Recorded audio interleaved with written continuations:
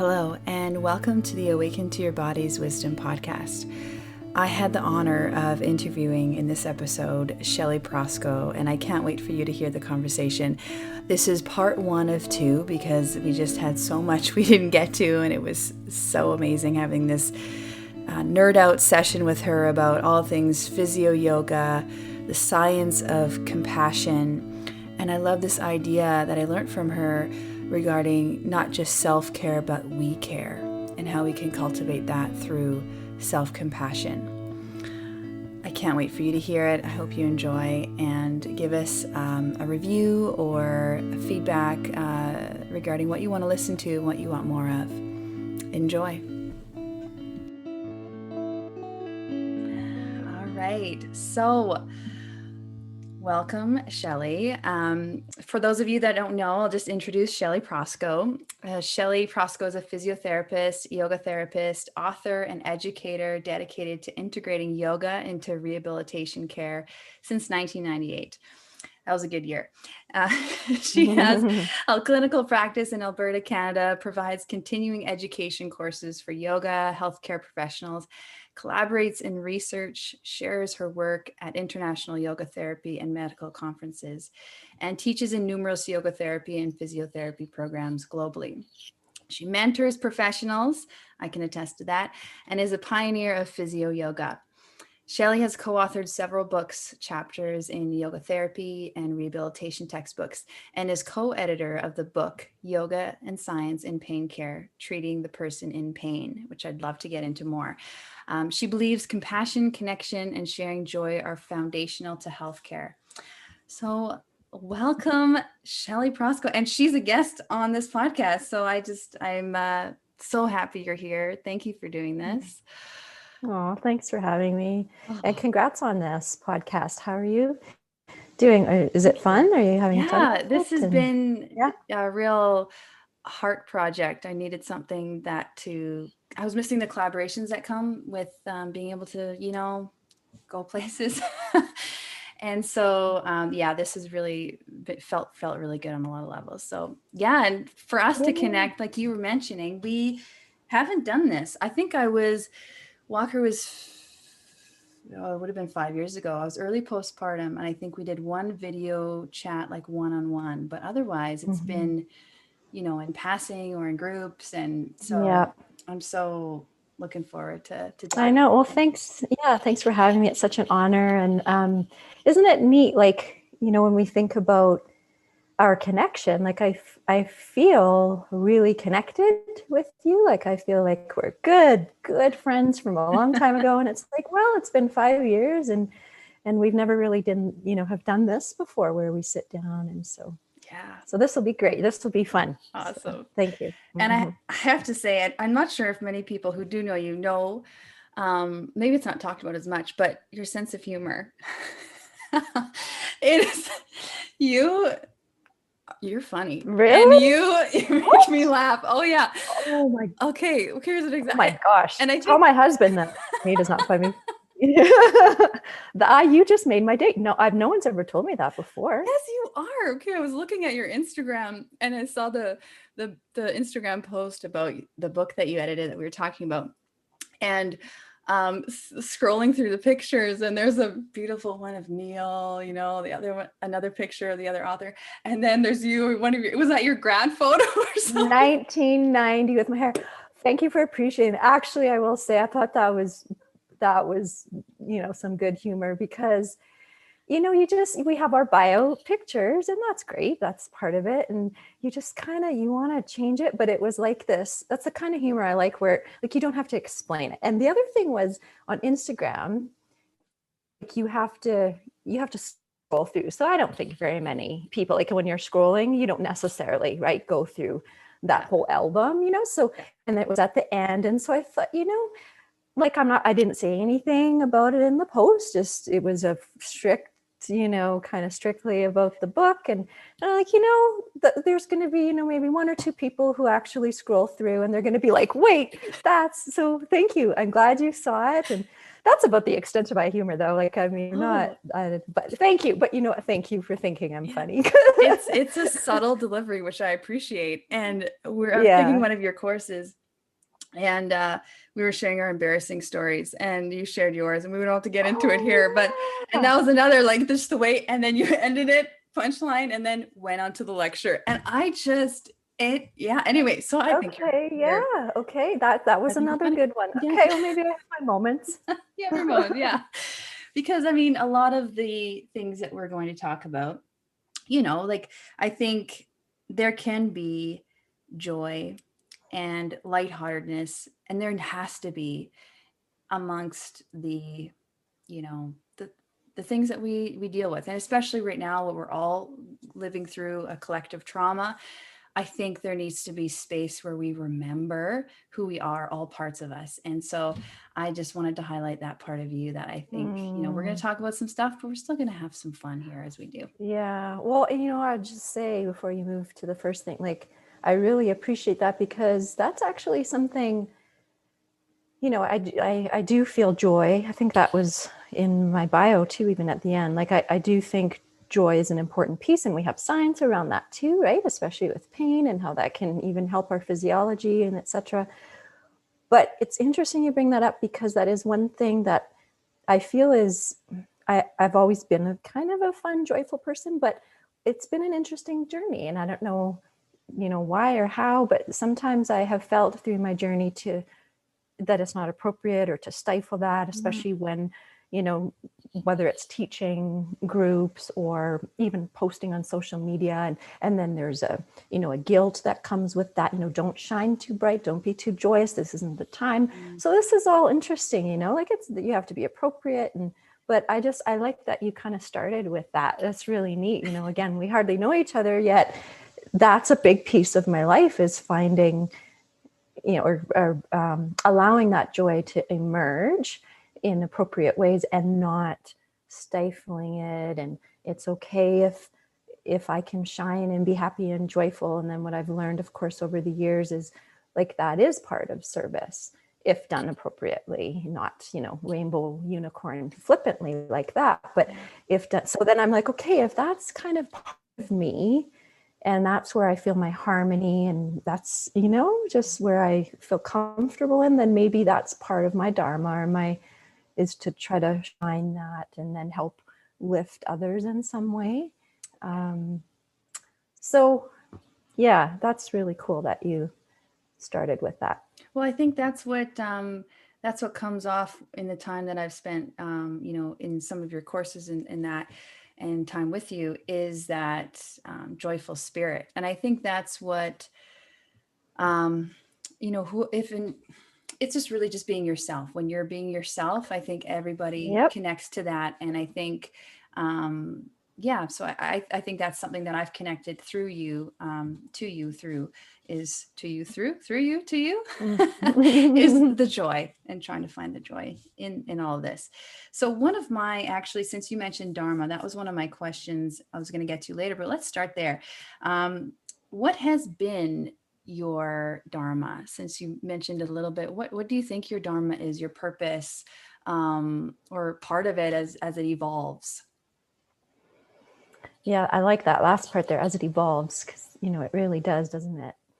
Right now I'm at the stage where I feel like I'm going to bring that word joy in again, but it's whatever it is that I do. So it's not so much attached to what I'm doing, whether it's, I'm a physio or the yoga therapist, or, the identity. So it's kind of like, regardless of what I'm doing, in air quotes, I feel like right now for me, everywhere that it's more like how I'm living the moment. And so kind of my little phrase is to promote, or to allow for connection. So that's the word, and we could almost say, like, these are values too, but to allow for connection, no matter where I am, what I'm doing, with joy, truth, wisdom, and love. So those are my 4 right now. Joy, I've explained, truth. And I think like what you said, just being true to, myself in the moment and just honest as I can, which is hard sometimes. Sometimes you don't even know what your truth is. I know that's for me sometimes. I get confused. So truth is really important. And then the the peace part and the wisdom part is, that's just really important to me. Yeah. I really feel that you've embodied a lot of those things, even in the span of time that I've known you, especially in terms of the wisdom, the trailblazing that you've done with blending physio and yoga, and more specifically, like how you've started to bring yoga therapy into our changing consciousness, changing belief systems around yoga. And that's how I think it gets into our systems, because it takes so much time, and effort and showing up. And I really see that what you've done in terms of just like initially the offering being something you're doing, then now beyond that, educating, the work that you do at the University of Saskatchewan, and now it's in research. And I think now it's no longer something we have to necessarily explain to people what physio yoga is, because now it's part of the health consciousness. We're getting there anyway. So I really would like to know, I guess, how far do you think things have come from when you started, and where do you think we still need to go and improve on in terms of yoga therapy, healthcare, physio yoga? I know it's a big question, but Yeah, there's a lot of different, that's a great question. And it'd be great to have a panel, right? yeah, Like yeah, different perspectives and different people. yeah. And so how far, well, it's definitely progressed. I think back to 1998 when I first graduated and I was integrating yoga at Sherbrooke Community Center. That was my first job. Yeah, in Saskatoon. That was my first job. And, I was integrating yoga practices there with the elders. And that was, how can I say, like, it was mostly just, I would do like a balanced group. So it'd be like a class, and then one-on-one, it was mostly just asana, like the physical postures. And then as my yoga journey grew over the years, then I started integrating more about, breath and the philosophy and meditation. But back to your question, just more globally, like how has the whole, that journey gone collectively? I would say, I think it's progressed in a way because it's more accepted now that we need to take a whole person biopsychosocial and even spiritual approach. The biopsychosocial approach, looking at the whole person, that has been around since the late 70s. And I remember in school, in PT school, we talked about the whole person, but I think now it's just really that much more progressed. So yeah, that's not probably the greatest answer, but yes, it's more accepted now. It's more, it's more accepted, like even at scientific conferences and medical conferences. So now, myself and colleagues, we're getting asked now to present at these medical conferences around the world about yoga. They want to know, how are you integrating yoga into, whether it's physical therapy, it might be a physical therapy conference, or maybe it's a more general like pain conference. And so they have a whole bunch of different disciplines, and they just want to know, how do you integrate yoga into pain care? I just recently spoke at the huge conference, the Alberta Pain Society, or Pain Society of Alberta. And, they had, I think it was something like 4,000 or more people from around the world attend, and they wanted to learn about yoga. So those are, and a few examples. And then I think on the scale of, so now education.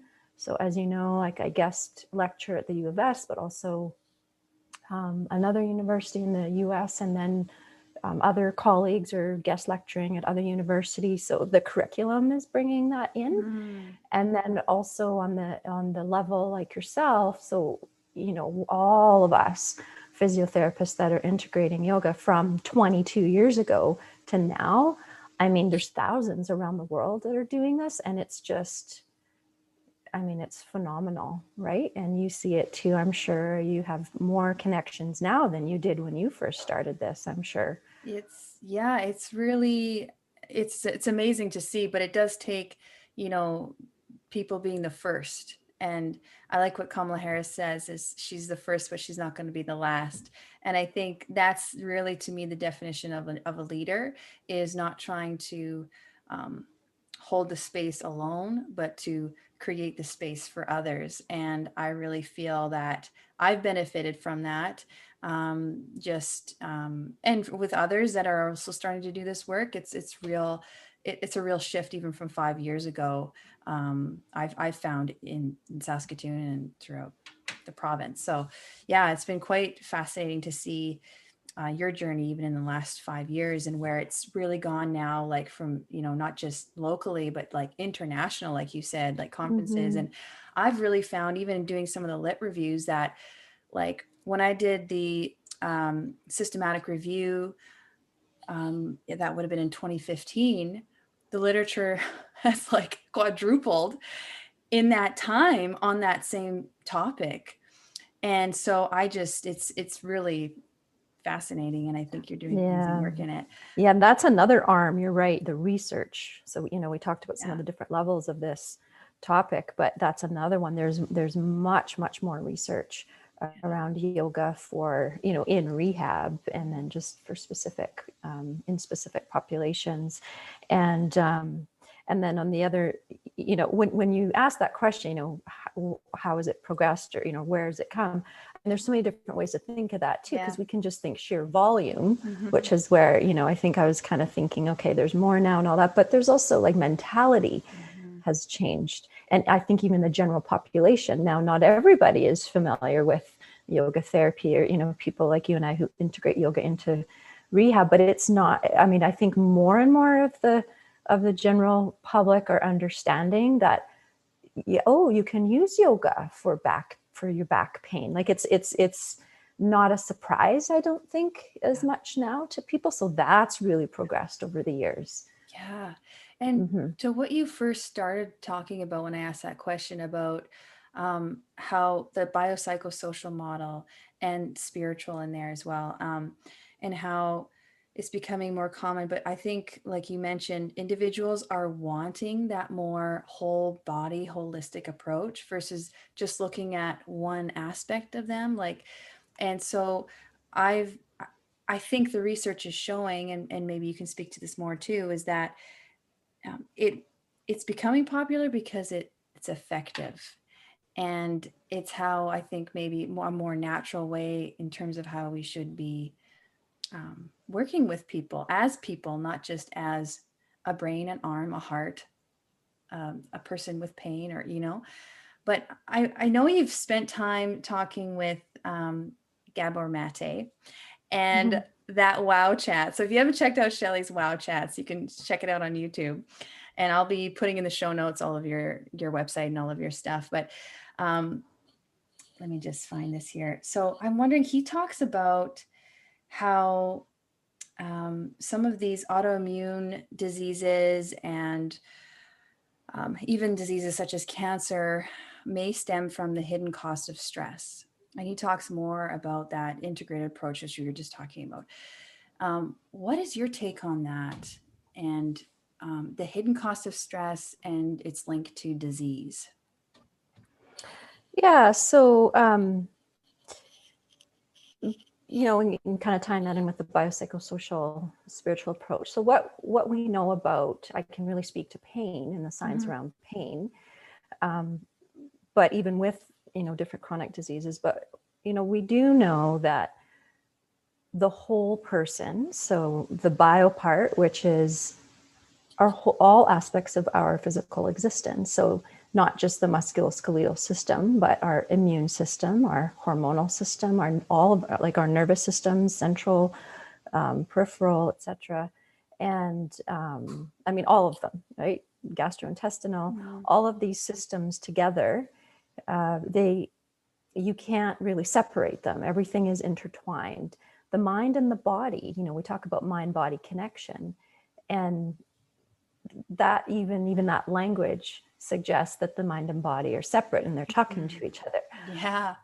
But even that, and that's just the way we have to study it and explain it and teach it, because our brains need to learn in those categories like that. But what yoga teaches us, and what the science is now telling us about this biopsychosocial approach to all healthcare, to whether you're talking about chronic disease or what have you, and pain especially, like I said, what I'm familiar with, the science around that, is that you can't really separate all these things. So it makes sense that the output, so whatever the input is into the system, so you mentioned stress. So whatever the inputs are into the system, it somehow, the body has to process that. And when I say the body, I mean body, mind, spirit. If we could just say that's all one word, like the being has to process that. And however that gets processed and integrated in that moment, over time, etc., that depends on then, or the output of the human, of the unified human. That output will depend on all of that input.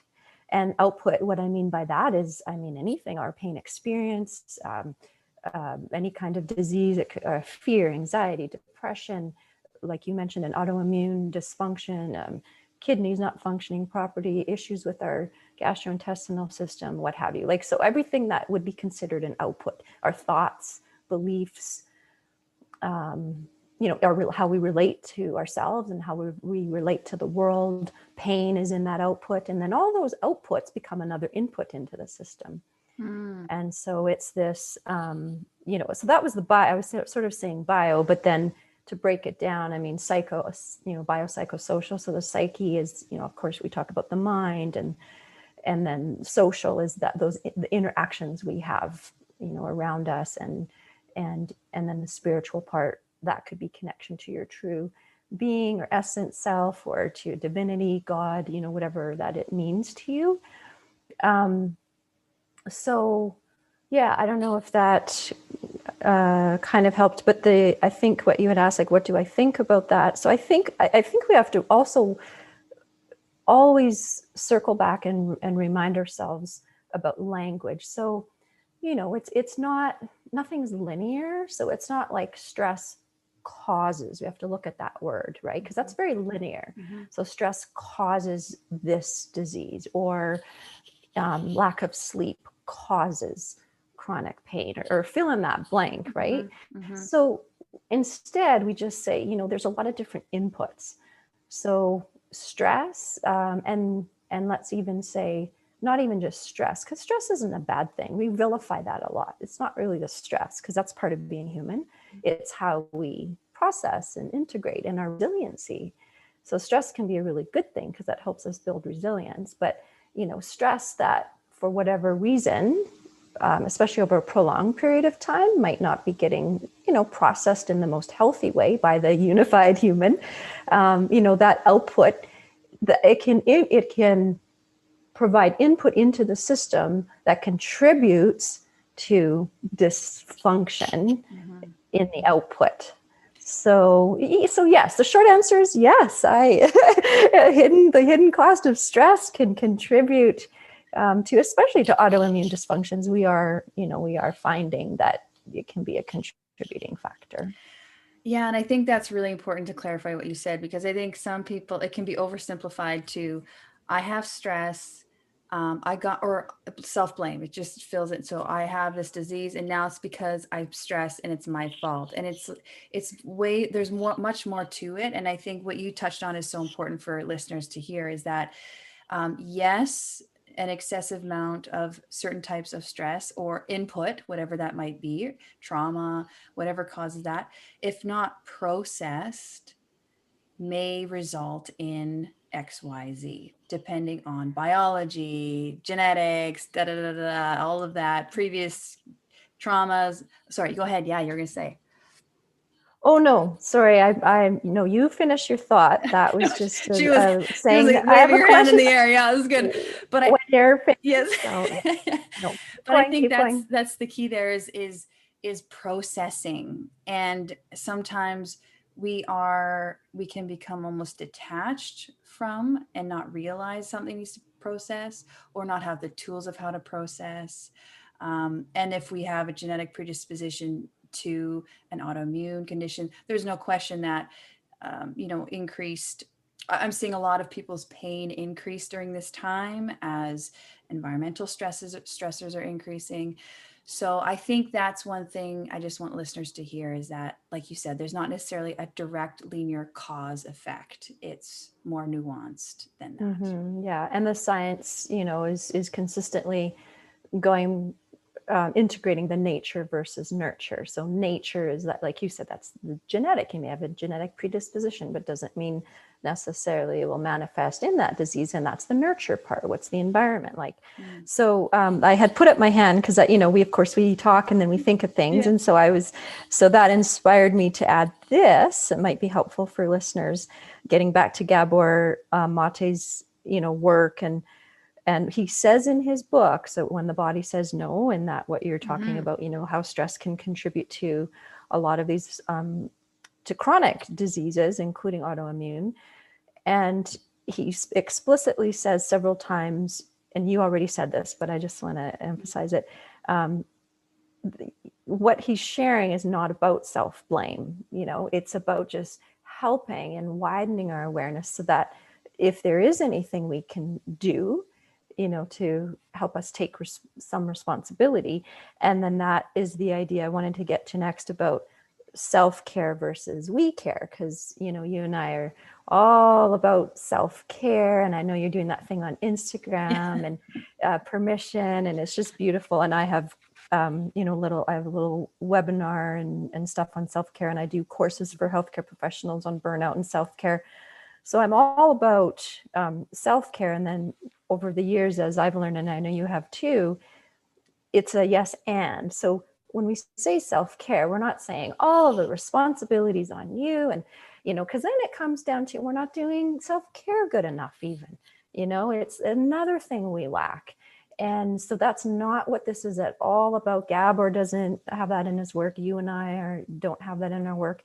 So it's the yes, there's things that we can do. And that's what you and I do so much, is that we help guide people to give them the power to, accept. Here's the serenity prayer, to accept what you can't change, let go. And then the effort, the work to see you have the courage. We help people develop courage. What can we change? And we'll help you.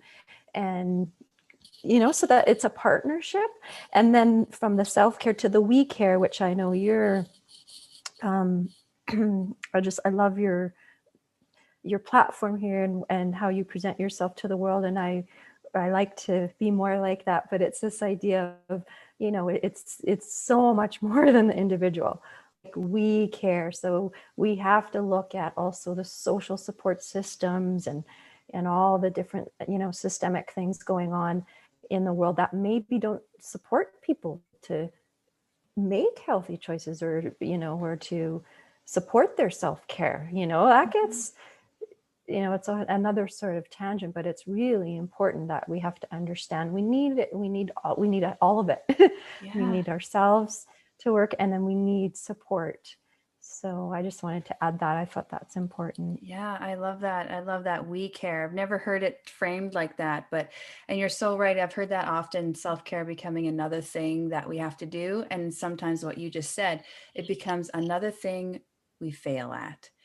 And it just builds into this belief system we might have that we are not enough and we can't follow through and all of this.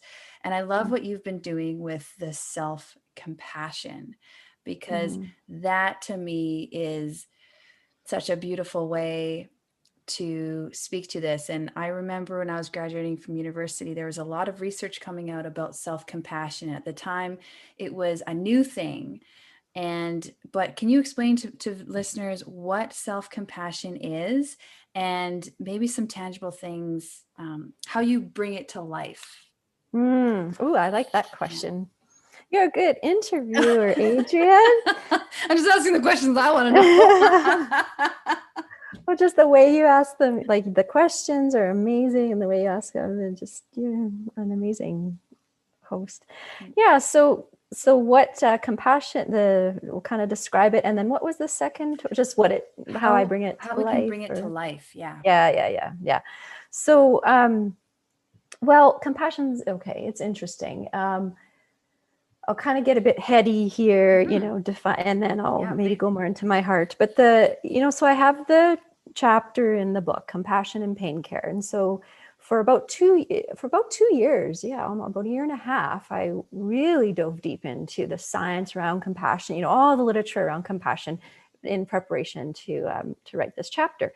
So the Oxford Handbook of Compassion Science has a working definition of compassion. So there really is no one agreed upon definition. So that's the first thing. Like, I'm not going to sit here and just say, oh, this is what compassion is, because, we just don't have that. But this fancy handbook it really is amazing. There's like 30 some of the leading compassion researchers around the world that contribute to it. And so the working definition is the compassion is the ability to recognize suffering with the motivation to want to alleviate it. And then so it's just those two things: to recognize suffering or struggle, whatever word you want to put there, with the motivation to alleviate it. Okay, can we just pause there for a second?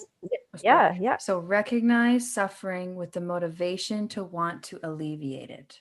Okay, thank you. So it's important. There's two components, right? It's not just kindness. It's not just being nice. It's definitely not about being nice. I'll talk about that. Yeah.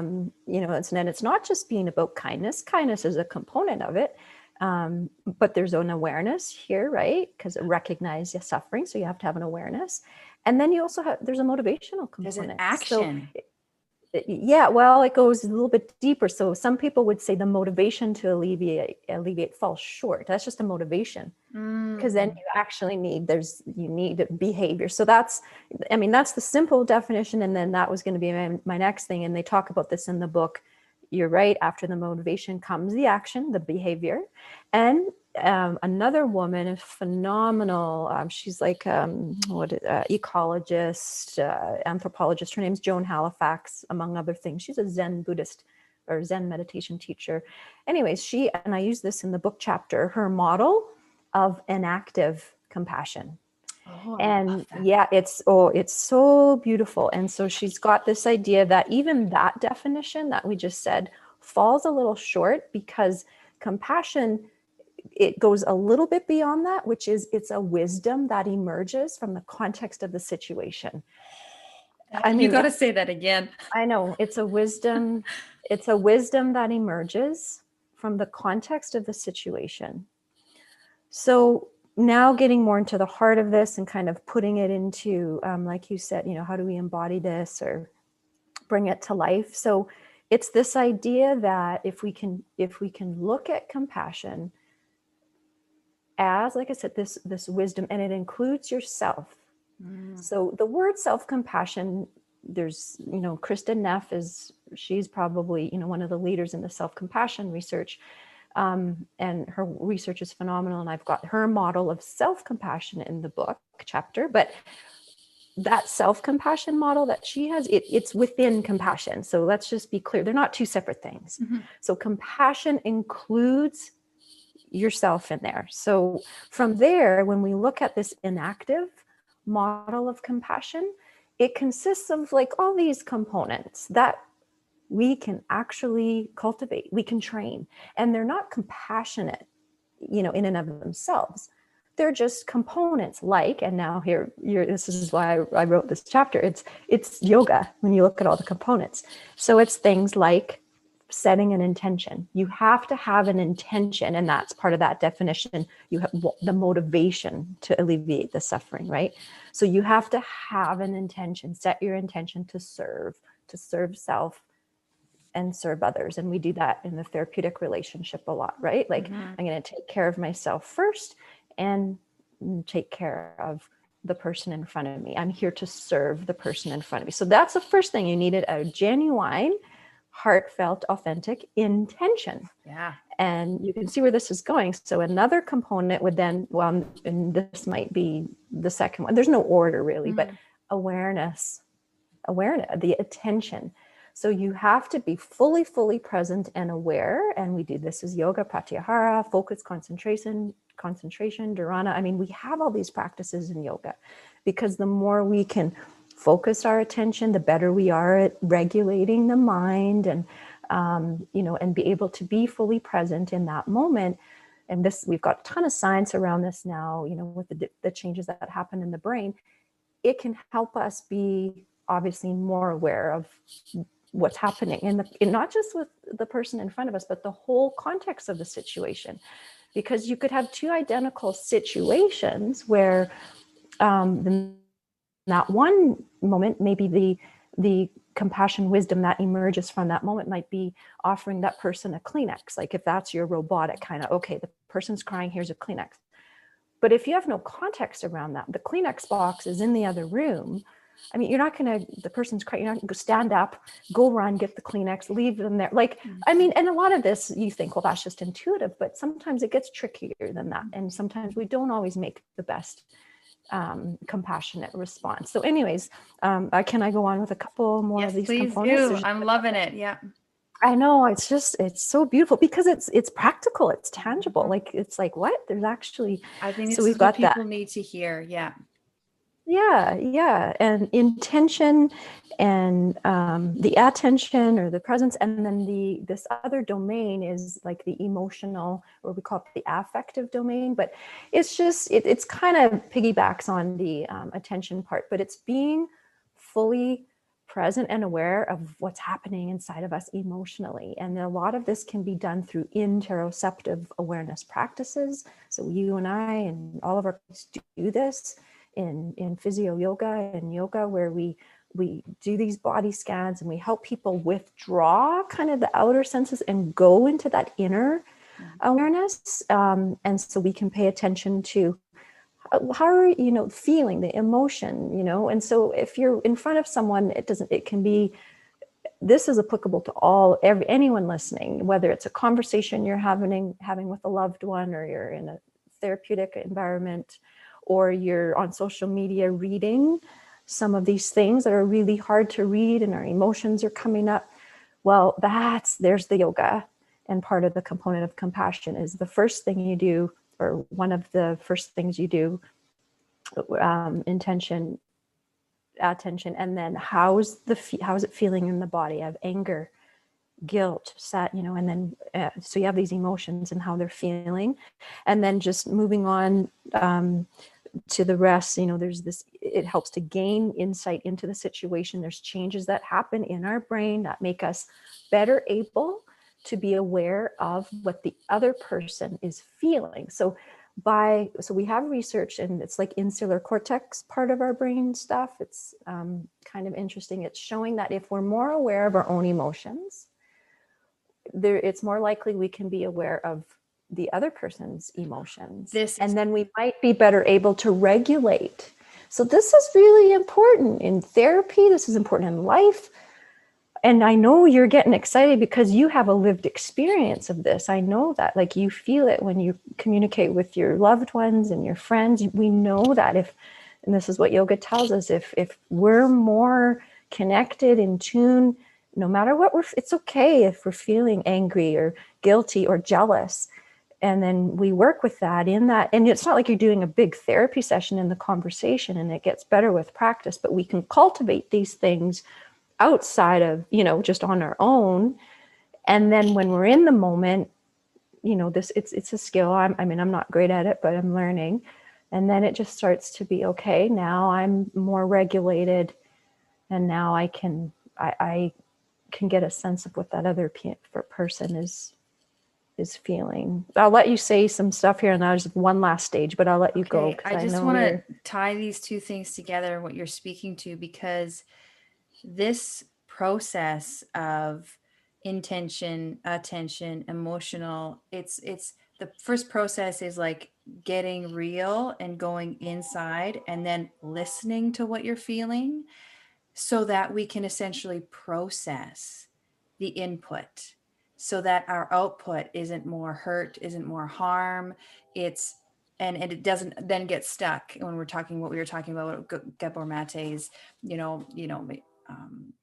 biopsychosocial stress does not equal, but unprocessed things can. This is to me a roadmap outlined of how to process and then show up, be able to show up for others, like you were saying. But that was really cool what you said about the brain. Like, I didn't realize that it's shown in studies that if we are more in touch with our emotions, intuitively that makes sense, but that's really cool that they can measure that, and then we can be more, because okay, now you finish, and then I'll have something else to say after that. Okay. Yeah. Just write it down so you don't forget.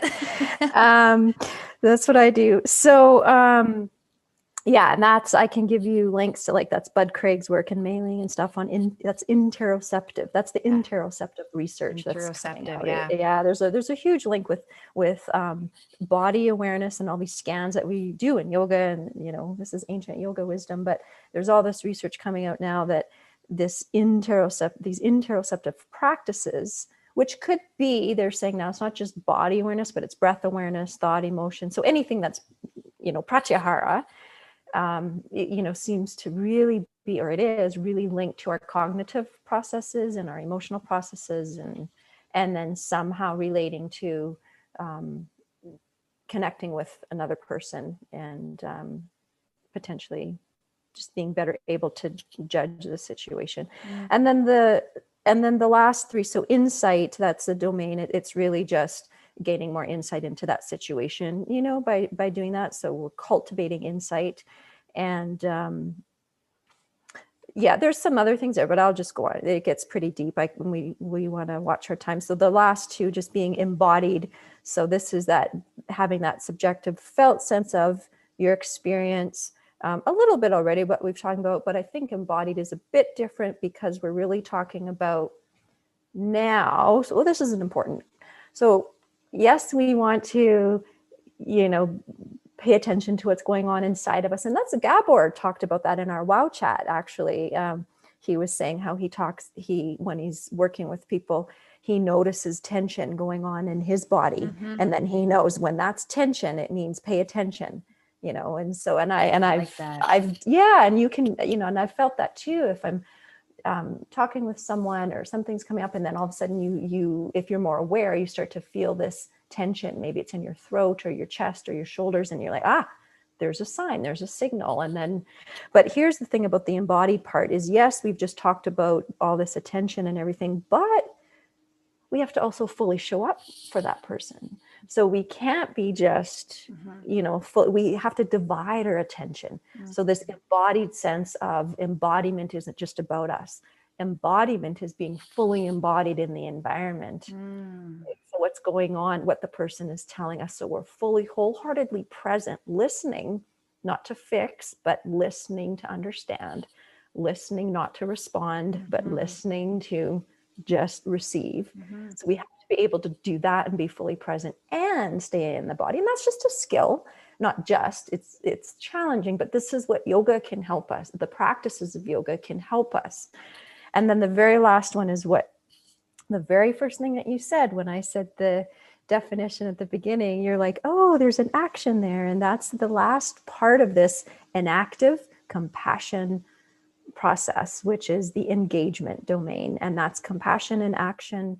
And this is where this, you can see here now, like all these things play into the response, which is going to be a compassion wisdom that emerges. It might be doing something for someone. It might be saying something. It might be not saying anything. It might be silence. We need space.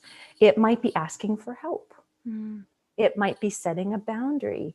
It might be removing yourself from the situation. It might, so it could be all kinds of things. And like I said, the response is in the moment, and it depends on the context of the situation. And there's no right or wrong.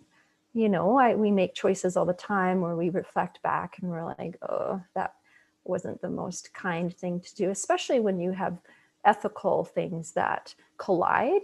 Like, so if you're taking yourself into consideration and you know this is the most kind thing for myself, but that particular action will then hurt someone else. So now we have a moral dilemma, and that's just part of being human in life. But these kinds of things can help us discern. There's another yoga practice. How do we discern what the most compassionate thing is to do? And this is, I think, for all of us right now. Oh my goodness, with our global pandemic, like, oh, what's, and you can see all sides, so this is what this is the most compassionate thing. And then it's the complete opposite, but it's like, but this is the most compassionate thing because we want to, so it's, this is hard, but it helps. The last thing I'll say is this whole compassion process. So really bringing it alive in my world, it's helped me in the therapeutic,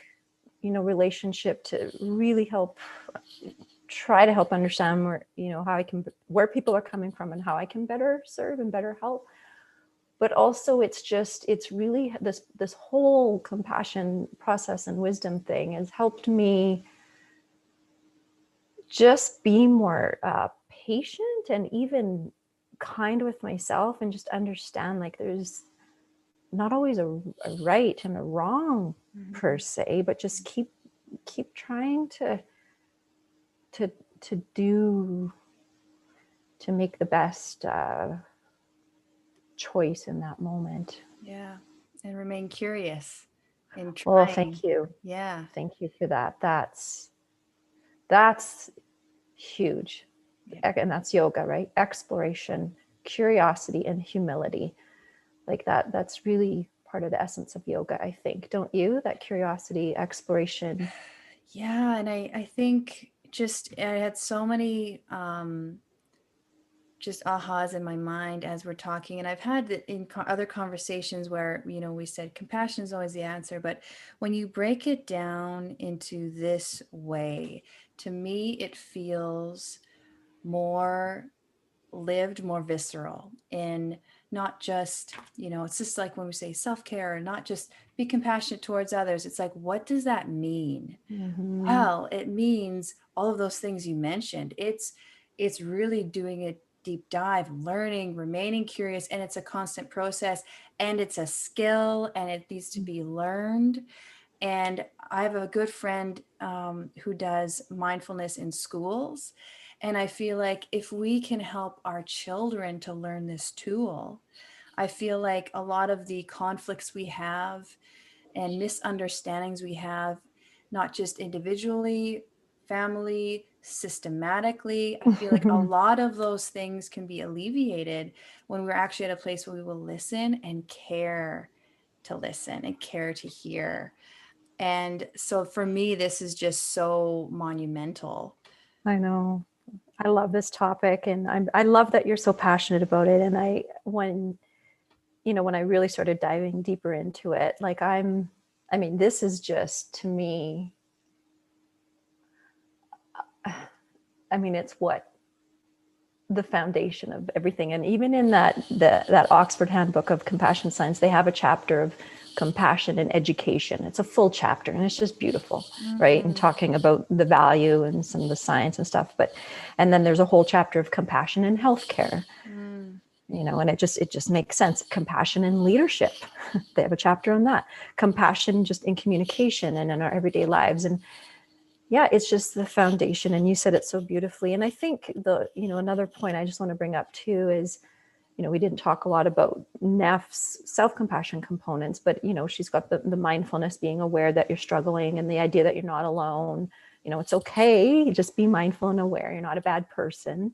If you're struggling, or you made a mistake, or you said something you're not proud of, or you didn't do something, so being mindful, and then knowing that you're not alone. And then the act of doing some kind of self-soothing, or something that might be kind towards yourself, which could be an affirmation, or it could be, like I said, setting a boundary, or removing yourself from a situation, or it could be, I don't want to vilify these self-care things. Like it could be going to get a pedicure, or, it could be, it's just, so it could be an act of of doing something, or a bubble bath, or, and it could be all these other things too. So, I think what's important, what's really been valuable for me, so I'll share this in case it's valuable for you too, and the listeners, is we also know that there's a lot of barriers to compassion. And in the literature, they call it fears, blocks, and resistances. Mm-hmm. And I'm still diving in and learning about all of that. But that's been really valuable for me, because I think there's something in me that it just feels really ugly and dark when you don't act in a compassionate way. And then I think for me, maybe what's happened, now over the last several years, I do more contemplation and meditation, but, going back to maybe years ago, nobody wants to admit that, that we have these dark or shadow sides. So then maybe, just kind of push them down. And then I think that guilt and shame kind of builds up. So I think for me, what's been really good about this, learning about why we're not always compassionate. And then it just feels really good. It's like, oh, that's human. Oh, because our system isn't regulated, because we have fear. Oh, because we, our whole, we have this overwhelming sense of whatever's going on in our lives. Or we actually have a deep-seated belief that compassion means something else, and that it's unhelpful. We've been raised to think that, no, we gotta be critical, self-critical, no, hard hand that is going to make you be a couch potato. And if this is in us, and this is what we believe, then what the research has shown is that we actually might not be as compassionate to others. Not 'cause we're mean people, but deep down inside of us, even subconsciously, we actually think what's best for them would be to, no, you don't need compassion. So when you start to read about this, it just gives me goosebumps, and I'm like, oh, okay. And then you're more, for me anyway, and then I feel more compassionate towards myself. And then from there, what the research shows is, no, true compassion, the way we're describing it here, it actually provides us, it's hard. It's a hard, powerful skill, but it actually provides us with more courage to then make choices to change or to act differently, because it's coming from a place of genuine love instead of fear.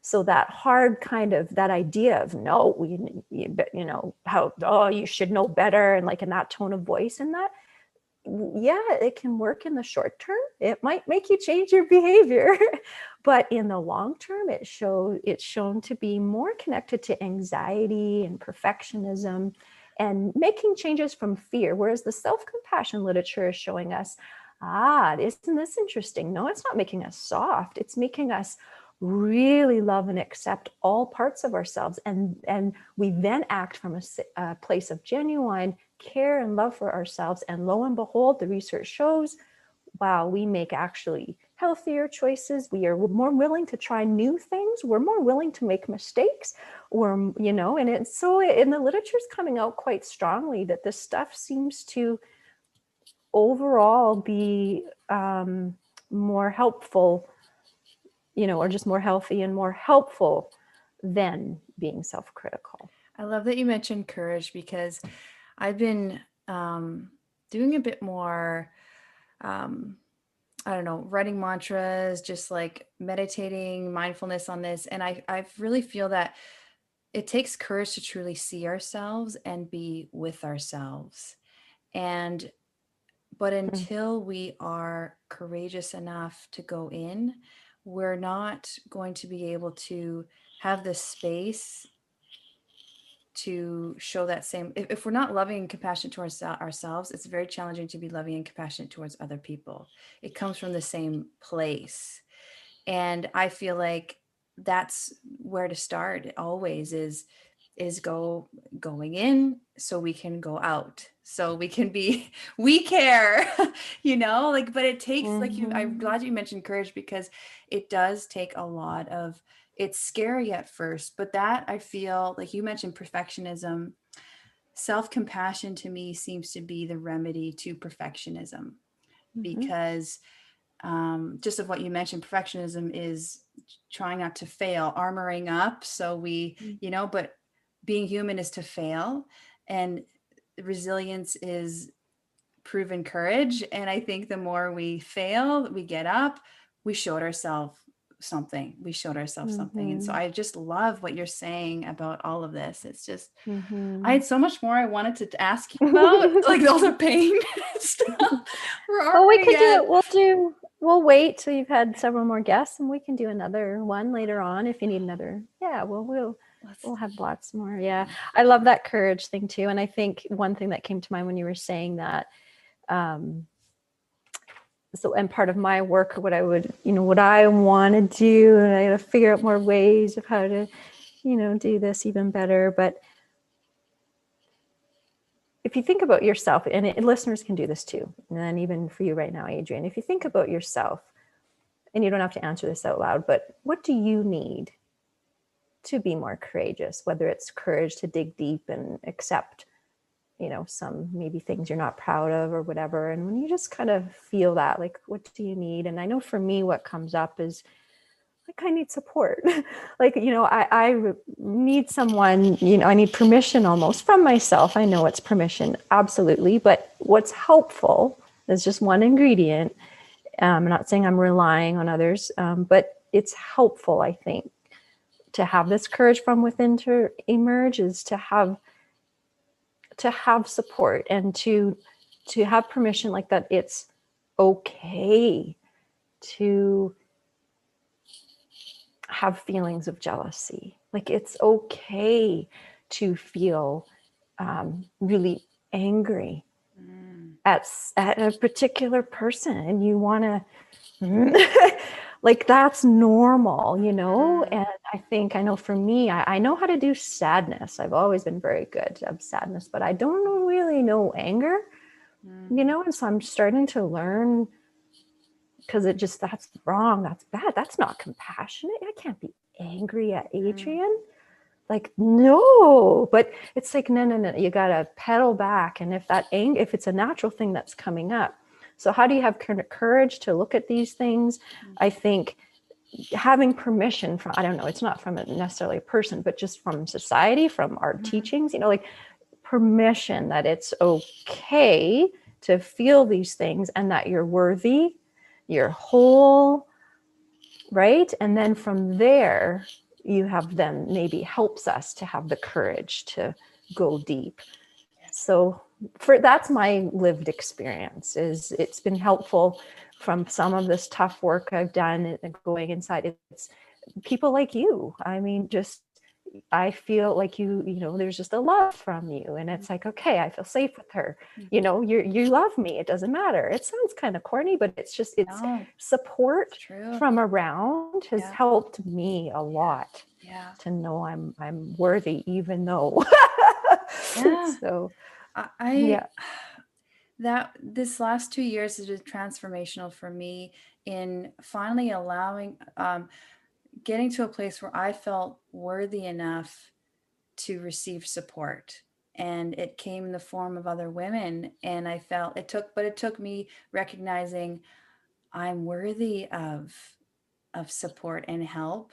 And then that was really profound in letting that in. It was almost an overwhelming sense of like, then connection comes, when you feel worthy enough to, when you treat yourself from a place of worthiness, it shifts a lot of things. It does. Yeah. So and we have research on that too. Oh. There's some research that shows when people increase their self-compassion, and they've got valid scales and all this really cool stuff, how science is, right? And we want to control for this and that, but people who increase self-compassion did show more compassion to others. Yeah, it doesn't, but so far it hasn't shown the other way around, which is interesting. So you can cultivate compassion for others, and the more, it doesn't seem to translate necessarily that you'll increase compassion for yourself. Yeah, don't take that as, that's the way it is. It's just right now, right? Yeah. The research is, but it's still very new research. So we'll learn more. Totally. Well, before we segue to the mindful meditation part, I just wanted to briefly, if you wanted to share what you're excited about, what you are excited about for the future for you, what you're bringing into the world, just yeah, what gets you going, what is keeping you going during this time of all times. You know, the honest answer for that is I'm really living in the moment right now. Yeah, some things have been tough. So just, I'm not really thinking too much about the future. That's great. Like I'm just trying to be, you know, and it is that. So to answer the short answer, what's keeping me going is this right now. Like, I'm not kidding. Just this hour being here with you. Like, you know, I was looking forward to this, super excited, preparing. My heart's full. Yeah. And so this is good. And then, you know, the next, so I'm going to have a good sleep tonight. Oh, my birthday's on Saturday. Happy early birthday. That's keeping me going. So I love my birthday.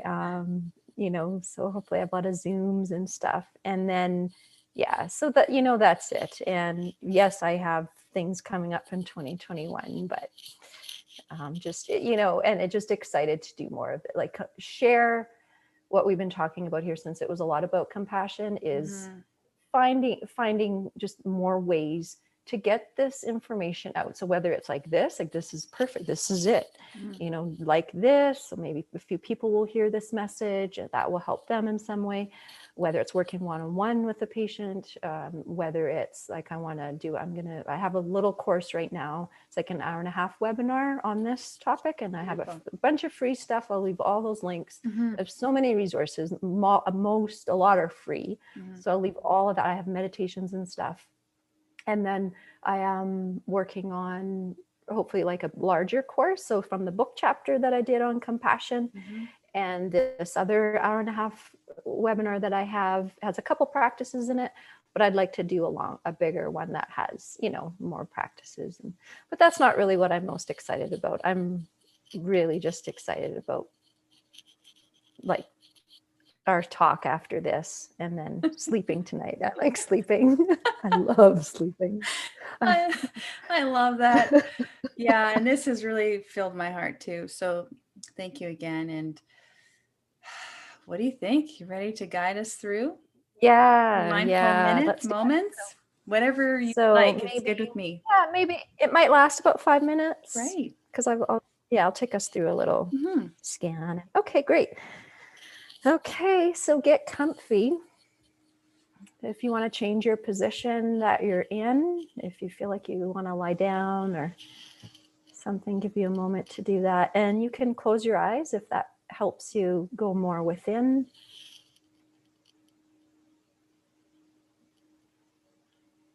And if you are driving, probably just save this for later so that you can really focus. We want you all to be safe out there.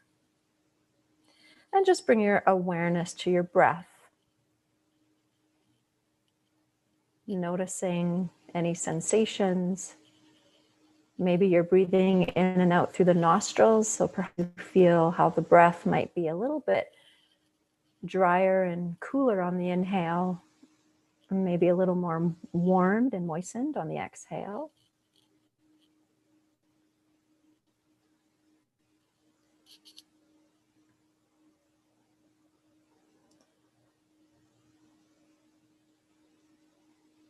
Noticing the rate of the breath, the pace, the depth.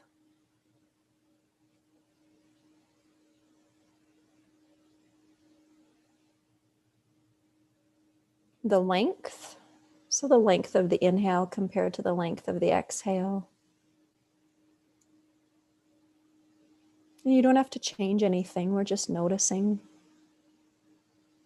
And you can allow yourself to do what you need to do. Sometimes when we bring our awareness to breath, it can feel like we want to change it, or it feels a little uncomfortable. So just do whatever you need to do. There's no rules here. Just give yourself permission to adjust or change. And then noticing any qualities that come up. So is the breath smooth, or is it bumpy, rigid? Is it long or short, soft, hard? Just any kind of words that even come up.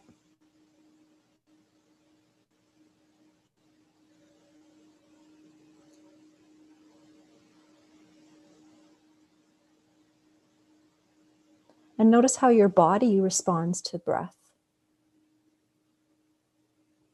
Maybe you can notice some of the more obvious areas that are moving in timing with the breath. And maybe some of the more subtle areas.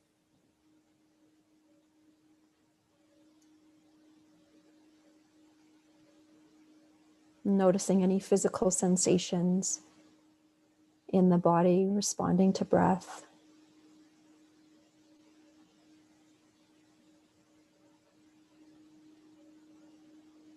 And then checking in with the full body, just a brief check-in, head to toe, head to fingers. Noticing any physical sensations. Maybe you can even feel the surface underneath you where you are in contact with it. And then where your body's in space.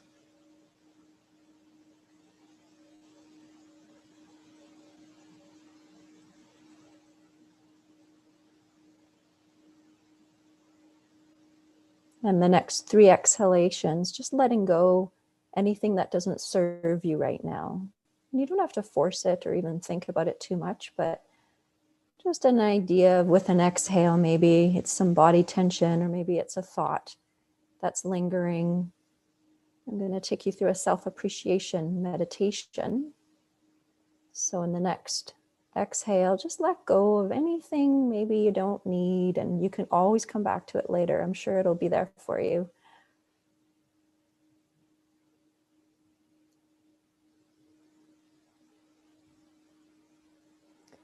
And think of 2 things that you really appreciate about yourself.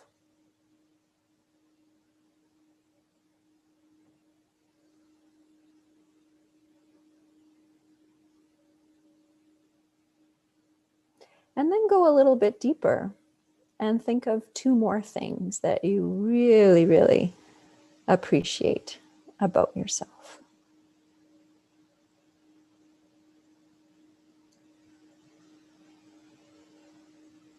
And take your time. I'll give you lots of time here.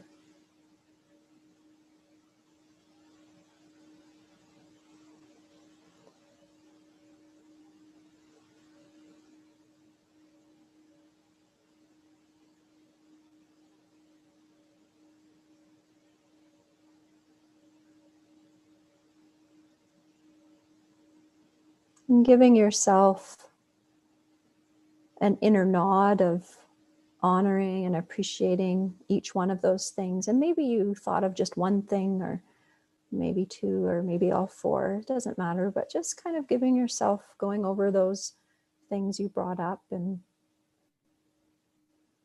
feeling the gratitude for each one. And if there's any discomfort here, that's okay. You can make space for that. Perhaps you're struggling. And sometimes remember too, it's not that we always show these qualities, and it doesn't mean that we're better than others if we have these qualities. We're just acknowledging that it's true that some of the time we have these qualities.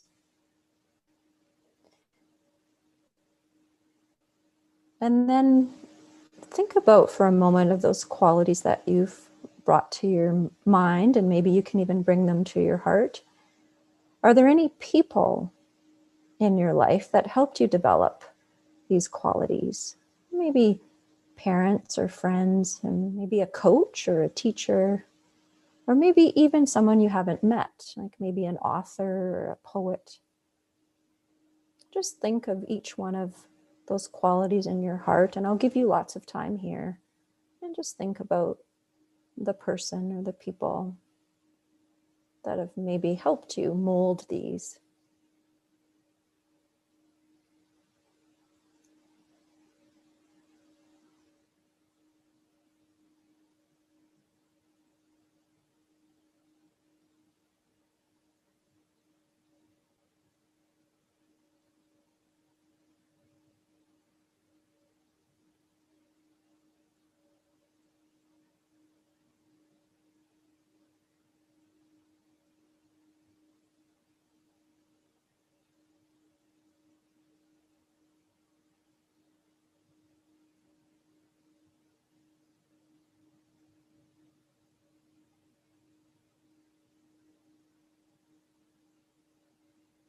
And thinking of each person and sending each one of them a nod of honor, gratitude, and appreciation also.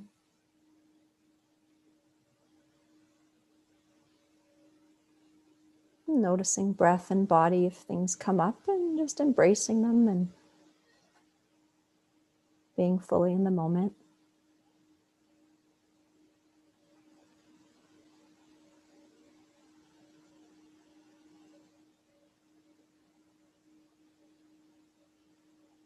And thinking of these people and yourself, finding any goodness around that. And sometimes these bring up all kinds of different emotions, so that's okay.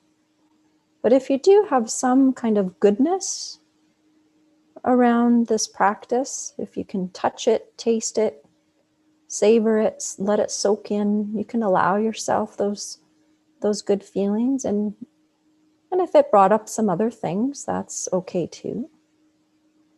But if there's any flavors, any tastes of goodness, and you're feeling safe to just really allow it to kind of nourish you in this moment, then go ahead and do that.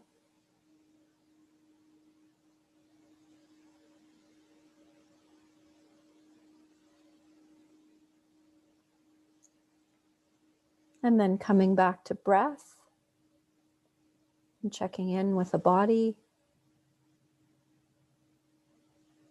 And take a moment to see what you need right now. So maybe it's a deep sigh or a cleansing breath. Maybe it's a certain posture or movement, or maybe you feel like writing something down, or whatever it is that I haven't said, and you know your body best, your being best. And just finish with that, and we'll, Adrianne and I will finish up here as you take care of yourself, finishing up with what you're doing. That was so beautiful. Thank you. And yeah, stay tuned, everyone, for part 2. Oh man, we got so much to get into. Yeah, you had more questions. Hey, yeah, well, that's good. Part 2s are fun. Yeah, it's great. Thank you. And thank you all so much for listening. Part 2 is coming soon, and this episode was brought to you by Ankle wellness, fix your back and your pelvis. Yoga, physio, relaxation studio.